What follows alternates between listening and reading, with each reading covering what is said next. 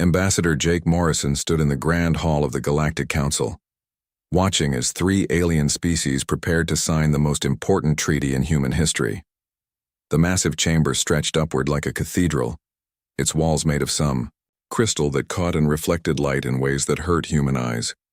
Jake had been here many times over the past 5 years, but today felt different.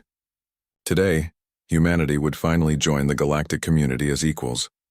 The Zalari ambassador floated near the signing table, its crystalline body pulsing with soft blue light. Jake had learned that blue meant happiness for the Zalari, though their emotions were hard to read even after years of study. The creature's face, if it could be called a face, was a smooth surface that reflected the room around it like a mirror. On the other side of the table, the Korthak representative stood perfectly still. The insect-like being was part of a hive mind that controlled thousands of drones across the galaxy. Its 4 arms moved in small, precise gestures as it communicated with its distant queen, through methods humans still did not understand. The third alien, a Vex energy being, flickered between solid and transparent forms. It had no fixed shape, appearing sometimes as a tall humanoid figure, and other times as a floating ball of crackling electricity. Jake found the Vex the most disturbing of the 3 species, mainly because they seemed to enjoy showing off their power by changing forms constantly. "This is a great day for all our peoples," Jake said as he approached the signing table. His voice echoed in the vast chamber, sounding small and weak compared to the strange sounds the aliens made when they spoke. The Zalari's light shifted to a brighter blue. "Indeed, human Morrison. Your species has shown remarkable progress in such a short time. We are pleased to welcome Earth into our alliance." Jake smiled, though he knew the aliens probably could not read human expressions any better than he could read theirs. Behind him, Captain Lisa Hayes and her security team stood at attention near the entrance. Lisa had been unusually quiet during the trip to Centauri Prime, and Jake wondered if she was nervous about this historic moment. The treaty itself was a simple document, at least in human terms. Earth would share its military technology and resources with the 3 alien powers in exchange for protection and access to their advanced science. Humanity had been struggling to defend its growing number of colonies from pirates and hostile alien raiders. This alliance would solve that problem forever. "The terms are acceptable to the Korthak Collective," the insect alien said in its clicking mechanical voice. "Your defensive capabilities will be integrated with our fleet operations within 6 standard months." Jake nodded and picked up the signing stylus. The device was made of the same crystal material as the walls, and it felt warm in his hand. As he signed his name, he thought about how this moment would be remembered in human history books. Children would learn about the day humanity stopped being alone in the galaxy, the Vex being flickered brighter as Jake finished signing.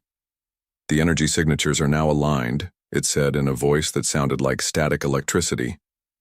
"The bond between our species is sealed."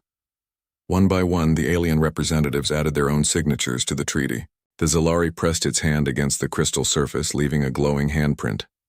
The Korthak used a small device that printed complex symbols in a language that looked like geometric patterns.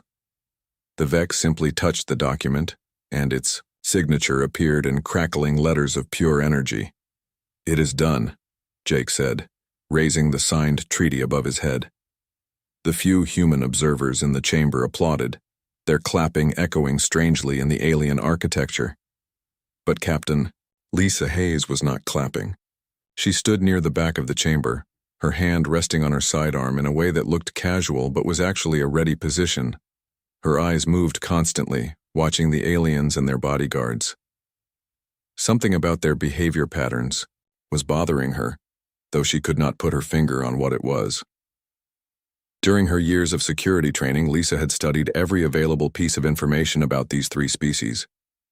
She knew their customs, their body language, and their communication methods as well as any human could. But today, something felt wrong.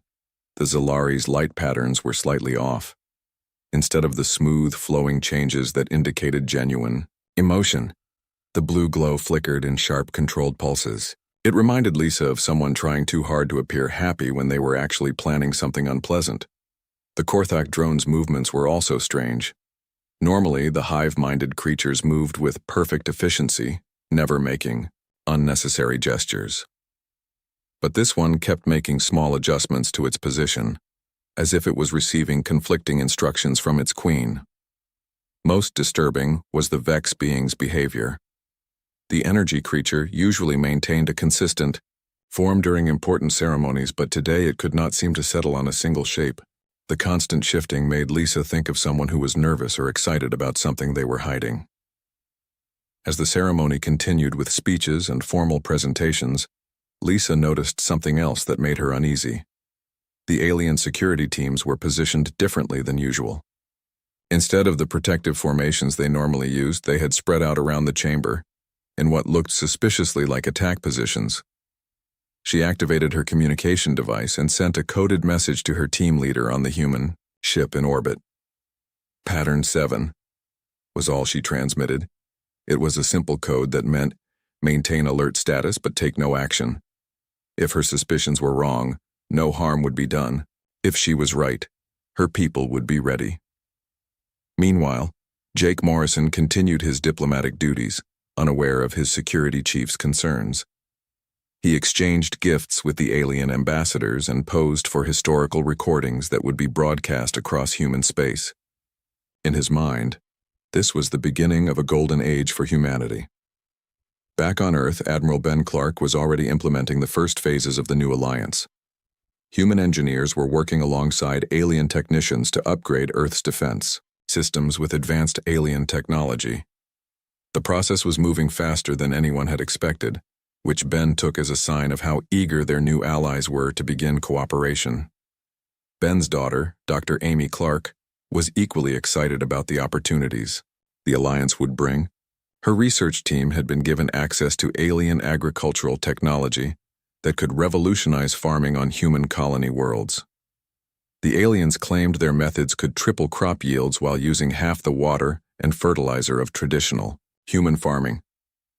But as Jake Morrison shook hands with the alien ambassadors and smiled for the cameras, none of the humans in the chamber knew that they had just signed their species' death warrant. The Treaty of Galactic Unity was not the beginning of a partnership between equals. It was the final step in a plan that had been decades in the making. The three alien species had been watching humanity's rapid expansion across the galaxy with growing alarm. Humans reproduced quickly, adapted to new environments with disturbing ease, and showed a talent for warfare that reminded the aliens of their own dark histories. Left unchecked, humanity would become a threat that could challenge the established galactic order. The alliance was designed to solve the human problem permanently.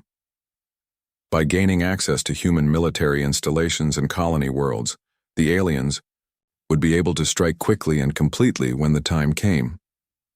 The agricultural technology they were sharing was the first weapon in a war that humans did not even know had begun. As the ceremony ended and the various delegations prepared to return to their ships, Captain Lisa Hayes made a decision that would save her species. She quietly activated a hidden recording device and began documenting everything she could about the aliens' behavior and positioning. She did not know what they were planning, but her instincts told her that humanity had just made a terrible mistake. The only question was whether anyone would listen to her warnings before it was too late. 6 months after the signing ceremony, Colony Administrator Kate Wells stood in the middle of what used to be New Boston's main agricultural district. The fields that had once promised to feed 10,000 colonists were now brown and lifeless. The alien-enhanced crops had grown wonderfully for the first 4 months, producing yields that amazed even the most experienced farmers. Then, overnight, everything died. Kate knelt down and picked up a handful of the dead soil. It crumbled in, her fingers like ash. The alien agricultural specialist had assured her that their enhancement technology was completely safe for human use. They had provided detailed scientific reports and even demonstration videos showing similar crops thriving